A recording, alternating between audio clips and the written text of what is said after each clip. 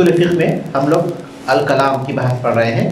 یہ نحو سے تعلق رکھتی ہے بحث، اور نحو میں ہم لوگ پڑھ چکے ہیں، لیکن اس کی کچھ باتیں، نحو کی کچھ باتیں یہ اصول فقہ میں بہت اہمیت رکھتی ہیں، تو اس لیے سرسری طور پر ان کا یہاں بھی ذکر ہوتا ہے، ورنہ تفصیلی طور پر اس کا ذکر نحو میں ہو چکا ہے اور ہوتا بھی ہے. الکلام جیسے النحو الواضح میں ہم لوگ پڑھ چکے ہیں. الکلام لغتاً اللفظ الموضوع لمعنی. کلام لغوی معنی، کلام لغوی طور پر کہتے ہیں اس لفظ کو جو کسی معنی کے لیے وضع کیا گیا ہو، وہ لفظ جس سے کوئی معنی سمجھ میں آئے، با معنی لفظ، چاہے وہ اسم ہو جیسے کہ زید، فرس، رجل، امرأہ، یا پھر یہ فعل ہو جیسے کہ قامہ، جلسہ، نصر، فتح، یا پھر حرف ہو جیسے کہ من، الی، علی، یا پھر جملہ مفیدہ ہو جیسے کہ الرجل عاقل. یہ تمام کلام میں آئیں گے لغوی طور پر. لغت کا اللفظ وہ لفظ الموضوع جو وضع کیا گیا ہو لمعنی کسی معنی کے لیے، تو ہر وہ لفظ جو بامعنی ہو جس سے کوئی معنی سمجھ میں آتے ہو اس کو کلام کہتے ہیں. چاہے وہ ایک لفظ ہو یا دو مرکب ہو. ہاں بالکل، چاہے وہ ایک ہو دو ہو کلام. اچھا، چاہے وہ ایک ہو یا مرکب ہو. لیکن اشارہ اگرچہ کہ اس مفہوم ہو، سمجھ میں آئے. مثال طور پر آپ نے پوچھا کہ ہم لوگ جو ہے اصول الفقہ پڑھ رہے ہیں اور میں نے سر ہلایا اس طرح، تو اشارہ مفہوم ہے ہاں، لیکن یہ کلام نہیں ہے کیونکہ لفظ نہیں ہے وہ. اور اسی طرح اگر آپ مجھ سے پوچھا کہ کیا آپ اصول فقہ پڑھیں گے، میں نے لکھ دیا کہ ہاں اصول فقہ پڑھنا ہے، لکھ کر میں نے آپ کو دے دیا. تو یہ کلام مفہوم ہے، یہ سمجھ میں تو آتا ہے لیکن کلام نہیں ہے، لغت میں نہیں ہے، شریعت میں ہے. وہ دوسری بحث ہے، لیکن لغت میں نہیں ہے کیونکہ لغت میں لفظ ہے. وہ اللفظ الموضوع لمعنی، لفظ میں کوئی چیز کہوں تو وہ کلام ہوگا. یہ لغوی طور پر وہ لفظ جو کسی معنی کے لیے وضع کیا گیا ہو. جیسے نعم، لا. جی ہاں. اصطلاح میں کس کو کہتے ہیں؟ اللفظ المفید، وہ لفظ جس سے فائدہ ہوتا ہو. اب دیکھیے اس میں اصطلاح میں وہ لفظ جو کسی بات کا فائدہ دیتا ہے. مثل اللہ ربنا، جیسے کہ اللہ ہمارا رب ہے، وہ محمد النبینا، اور محمد صلی اللہ علیہ وسلم ہمارے نبی ہیں. اصطلاح میں کلام لفظ کو کہتے ہیں، تو اشارہ اور کتابت نکل گئی. اشارہ اور کتابت لفظ نہیں ہے، اشارہ اور کتابت لفظ نہیں ہے تو وہ اصطلاحی طور پر کلام شمار نہیں ہوں گے. مفید تو اس کا مطلب یہ ہوا کہ جو مفرد الفاظ ہیں جو لغت کے اعتبار سے کلام ہو سکتے تھے، جیسے کہ میں نے کہا کہ زید، محمد، فرس، رجل وغیرہ وغیرہ، وہ مفید نہیں ہے تو اس لیے وہ اصطلاحی طور پر کلام نہیں ہے. کرسی، طاولہ، یہ سارے کے سارے لفظ ہیں یہ، لیکن فائدہ نہیں دیتے، تو اس لیے جو ہے ان کو ہم اصطلاح میں کلام نہیں کہیں گے. اس کے لیے ضروری ہوگا کہ وہ مرکب ہو تبھی وہ اصطلاح میں کلام ہو سکتا ہے. لغت میں وہ مفرد ہو یا مرکب ہو، لغت میں مفرد یا مرکب ہو، وہ معنی دیتا ہو تو وہ کلام ہے لغت کے اعتبار سے. لیکن اصطلاح میں وہ جو کہ فائدہ دیتا ہے وہی کلام ہے، وہ لفظ جو کہ فائدہ دیتا ہے وہی کلام ہے. اس لیے آگے کہہ رہے ہیں وَأَقَلُّ مَا يَتَأَلَّفُ مِنْهُ الْكَلَامُ، اور سب سے کم لفظ جس سے کلام مؤلف ہوتا ہے، جس سے کلام بنتا ہے، اسمانی، دو اسم، او فعل و اسم، یا پھر فعل اور اسم، دو اسم یا فعل یا اسم. جیسے زید طیب، یا الرجل عاقل، یا الرجل عامل، یا پھر قام زید، اکل محمد. اس میں ضروری ہے کہ مبتدا خبر ہو یا فعل فاعل ہو، دو اسم ہو، دونوں اسم ہو. جیسے الرجل عاقل، الرجل اسم ہے، عاقل یہ بھی اسم ہے، یہ بھی اسم ہے. اسی طرح محمد طیب، محمد اسم ہے اور طیب اسم ہے، تو یہ دو اسم ہو گئے. فعل اور فاعل ہونا دوسرا، جیسے کہ فعل اور اسم، جیسے کہ فعل فاعل، جیسے کہ قام محمد، جلس زید، جلس فعل، زید فاعل، قام محمد، قام فعل، محمد فاعل، تو ایک فعل اور ایک اسم، ان سے جو ہے کلام مرکب ہوتا ہے۔ مثال الاول محمد رسول اللہ، پہلے کی مثال ہے محمد اللہ کے رسول ہیں، وہ مثال الثانی استقام محمد، اور دوسرے کی مثال ہے یعنی فعل اور اسم کی مثال ہے استقام محمد۔ اگر میں یہ کہوں کہ ان قام زید، ان قام زید، ان ایک لفظ، قام اور پھر زید، تو یہ کلام ہے نہیں ہے؟ نہیں، اصطلاح میں کلام نہیں ہے، کیونکہ یہ مفید نہیں ہوا، مفید نہیں ہے۔ ان دخل رجل طیب کریم، کتنی الفاظ ہو گئے، لیکن یہ کلام نہیں ہے، کیوں؟ کیونکہ یہ فائدہ نہیں دے رہے ہیں۔ اس کے بعد کہتے ہیں واحد الکلامی کلمۃ، کلام کا جو واحد ہے یہ کلمہ ہے، وہی، اور کلمہ کس کو کہتے ہیں؟ اللفظ الموضوع لمعنی مفرد، وہ لفظ جو مفرد معنی کے لیے وضع کیا گیا ہو، بامعنی مفرد لفظ، بامعنی مفرد، معنی والا ہو اور مفرد ہو، وہی اما اسم، وہ یا تو اسم ہوتا ہے، او فعل یا فعل ہے، او حرف یا حرف ہے۔ کلمہ ہم لوگ پڑھ چکے ہیں، اس کی 3 قسمیں، اسم، فعل، حرف۔ بامعنی لفظ کو کلمہ کہتے ہیں، جیسے کہ جتنے بھی اسما ہیں، رجل، فرس، حمار وغیرہ وغیرہ، یا پھر جو ہے جتنے بھی افعال ہیں، یا پھر وہ حرف ہیں۔ کلمہ ان 3 سے خارج نہیں ہو سکتا، کلمہ جو بھی ہوگا وہ یا تو اسم ہوگا یا تو فعل ہوگا یا حرف ہوگا، اس سے وہ خارج نہیں ہو سکتا۔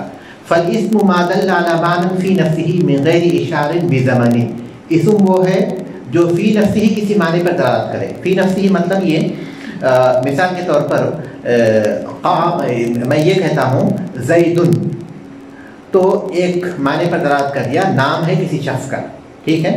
اسی طرح قام، تو وہ ایک معنی پر دلالت کیا کہ وہ کھڑا ہوا۔ لیکن اگر میں کہتا ہوں کہ فی میں، تو یہ کسی معنی پر دلالت نہیں کیا۔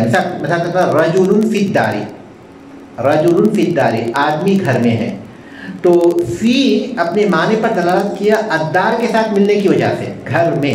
لیکن اگر فی کو میں الگ کرتا ہوں، رجل فی، آدمی میں، تو فی نفس اپنے معنی پر فی نفسی ہی دلالت کرنے کا مطلب یہ ہے کہ کسی دوسرے لفظ سے ملے بغیر وہ اپنا معنی دے رہا ہے۔ زید یا پھر قام، جلس، نصر، فتح، ضرب، یہ کسی دوسرے لفظ سے ملے بغیر اپنا معنی دے رہا ہے۔ لیکن حرف جو ہے جب تک دوسرے لفظ سے ملتا نہیں ہے اپنا معنی ادا نہیں کرتا، تو اسی لیے کہتے ہیں اسم ما دل علی معنی فی نفسہ، اسم وہ ہے جو فی نفسہ اپنے معنی پر دلالت کرتا ہے، من غیر اشارہ بزمن، کسی زمانے کی طرف اشارہ کیے بغیر، کوئی زمانہ اس میں نہیں ہوتا۔ وہو ثلاثۃ انواع، اور وہ 3 قسم کے ہیں، اسماء 3 قسم کے ہیں۔ الاول ما یفید العموم، وہ اسماء جو عموم پر دلالت کرتے ہیں، کل اسماء الموصولہ، جیسے کہ اسماء موصولہ ہے۔ بہت سے اسماء ہیں جو عموم پر دلالت کرتے ہیں، اس میں سے انہوں نے کہا کہ اسماء موصولہ وہ سارے کے سارے یہ اسم ہیں، جیسے کہ والذین یرمون المحصنات، وہ جو پاک دامن عورتوں پر تہمت لگاتے ہیں، تو کون ہے وہ؟ عام ہے، چاہے وہ کوئی بھی ہو۔ الذین میں عمومیت پائی جاتی ہے، واللائی یئسن من المحیض، وہ عورتیں جو حیض سے مایوس ہو چکی ہیں، کوئی خاص عورت تو نہیں ہے فلاں فلاں فلاں، بلکہ جو بھی ویسی عورت ہوگی وہ اس میں شامل ہو جائے گی۔ تو اس اسماء موصولہ جتنے بھی ہیں، چاہے وہ من ہوں، من سن فی الاسلام سنہ، جس نے اسلام میں کسی سنت کو ایجاد کیا، تو کافی تفصیل، کوئی اچھا طریقہ ہو یا برا طریقہ ہو، تو من جو ہے وہاں اس میں موصول ہے الذی کے معنی میں۔ تو یہ تمام اسماء موصولہ عمومیت کے معنی میں دلالت کرتے ہیں، یہ تمام اسم ہیں۔ اسم کے سلسلے میں انہوں نے کہا کہ وہ 3 قسم کے ہیں۔ اسم وہ ہے جو فی نفسی اپنے معنی پر دلالت کرتے ہیں اور اس میں کوئی زمانہ شامل نہیں ہوتا، وہ 3 قسم کے ہیں۔ پہلے وہ جو عمومیت پر دلالت کرتے ہیں جیسے کہ اسماء موصولہ، اور دوسرے ما یفید الاطلاق، جو اطلاق پر دلالت کرتے ہیں، مطلق، कन्नकिरति फी सियाक़िल इस्बात, जैसे कि नकिरा सियाक़ इस्बात के सियाक़ में, यानी सियाक़ का मतलब ये है कि बैकग्राउंड, इस्बात के बैकग्राउंड में। जैसे कि मैं कहूँ अकरिम तालिबन, एक तालिब इल्म का इकराम कीजिए। अब क्लास में समझिए कि 100 तलबा हैं और मैंने किसी से कहा कि अकरिम तालिबन, तो अब ये तालिबन जो है ये मुतलक है। अब इस पे ये मफहूम तो नहीं कि सारे तलबा का इकराम कीजिए, नहीं है। वो तालिबन में फलां तालिब भी हो सकता है, उसके बदले फलां भी हो सकता है, नंबर 1 भी हो सकता है, नंबर 30 भी हो सकता है, नंबर 50 भी हो सकता है। तो ये मुतलक है। तालिबन ये नकिरा है। अकरिम इस बात के, अकरिम इस बात का मतलब ये है कि उसमें नफी के बगैर, जैसे वाबुदुल्लाह वला तुशरिकू बिही शैअन, वला तुशरिकू बिही शैअन, और अल्लाह के साथ किसी को शरीक ना करो। तो शैअन नकिरा है, लेकिन किसके सियाक़ में है? किसके सियाक़ में है? नहीं के सियाक़ में है। ला तुशरिकू, शिरक मत करो उसके साथ किसी को। तो यहाँ जो है वो नहीं के सियाक़ में है, मना करने के सियाक़ में है। वहाँ नकिरा है शैअन, वो जो है लेकिन नहीं के सियाक़ में है। वला तजअलू लिल्लाहि अंदादन, अंदादन अल्लाह के साथ कोई शरीक मत करो।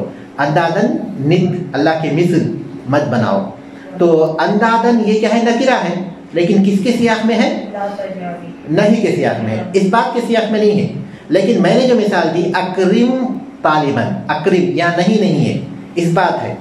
तो वो नकिरा जो कि इस बात के सियाक़ में है, क्योंकि नकिरा जब नहीं के सियाक़ में या नफी के सियाक़ में होता तो वो उमूम पर दलालत करता, उमूम पर दलालत। मैं जो पहले जो मिसाल दिया वो तुम किसी को शरीक मत करो, मतलब कोई भी हो किसी को शरीक मत करो अल्लाह के साथ। तो नकिरा जब नहीं या नफी के सियाक़ में होता है तो वो उमूम पर दलालत करता है। लेकिन यहाँ मौलवी रहमतुल्लाह जो कहते हैं वो ये कि वो नकिरा जो इस बात के सियाक़ में है, अकरिम तालिबन, तो वो इतलाक़ पर दलालत करता है। इतलाक़ के मतलब मुतलक तालिब इल्म, अगर वो किसी भी तालिब इल्म को नंबर 25 को जो है इकराम कर देगा तो जो बात कहेंगे पूरी हो जाएगी ना, हो जाएगी, क्योंकि वो मुतलक है। तो ये इस्म है, वो नकिरा जो इतलाक़ का फ़ायदा देता है वो इस्म है। जी, अगर उन्होंने तालिब इल्म नंबर 25 इनको कहा होगा तो तभी होगा, जभी होगा, तभी ख़ास होगा। कोई भी चुन ले कि बस किसी एक तालिब इल्म को 25 को मैं कर दूंगा, नहीं 25वां नंबर, यानी उन्होंने उसको पॉइंट आउट तो किया है, उसने कर दिया, लेकिन बोलने वाले उसको खास नहीं किया, तो वो मुतलक हो गई। तो वो किसी एक तालिब इल्म की भी अगर तकरीम कर देगा तो उसकी बात पूरी हो जाएगी, बात पूरी हो जाएगी ना उसकी। किसी भी एक तालिब इल्म की वो तकरीम कर देता है तो उसकी बात पूरी हो जाएगी, क्योंकि वो उसका कलाम मुतलक है। तो नकीरा इस बात के सियाक़ में इतलाक़ पर दलालत करता है। ठीक है। तीसरा है मा युफीदुल खुसूस कल आलाम, वो जो खुसूसियत का फ़ायदा देता है, जैसा कि नाम है, जैसे कि ज़ैदुन है, मोहम्मदुन है, जितने भी आलाम हैं, चाहे वो इंसान के हों या फिर हैवानों के हों या फिर मकामात के हों या फिर शहरों के हों, किसके भी नाम हों, वो सारे के सारे इसी खुसूसियत का फ़ायदा देते हैं। तो ये तमाम अस्मा में शामिल हैं, ये तमाम अस्मा में शामिल हैं। यहाँ हम लोग रुकते हैं इंशाअल्लाह। इन्होंने ये शरह की है शेख ने कि ये अस्मा इन 3 में फॉल करेंगे, सिर्फ यही माना? नहीं, जी हाँ, उन्होंने 3 किस्म के अनवा, जी हाँ, लेकिन वो जो उमूमियत का फ़ायदा देते हैं, वो जो इतलाक़ का फ़ायदा देते हैं, और वो जो खुसूसियत का फ़ायदा देते हैं। लेकिन उमूमियत का फ़ायदा देने में जो मिसाल दी उन्होंने सिर्फ एक चीज़ की मिसाल दी, अस्माए मौसूला। उसके अलावा भी हैं, बहुत से हैं। और इसी तरह जो इतलाक़ का फ़ायदा देते हैं उसमें भी उन्होंने एक की मिसाल दी, उसके अलावा बहुत से हैं, लेकिन ये सिर्फ मिसाल के लिए है। लेकिन इसका ताल्लुक़ उसूल फ़िक़्ह से है, ये मुतलक़ उमूम जब आप पढ़ेंगे तो उसका फ़ायदा ये होगा कि वहाँ आपको मालूम होगा कि ये चूँकि अस्माए मौसूला है, इसलिए जो है वो उमूम में आएंगे। ठीक है, सुभानक अल्लाहुम्मा व बिहम्दिक, अशहदु अल्ला इलाहा इल्ला अंत।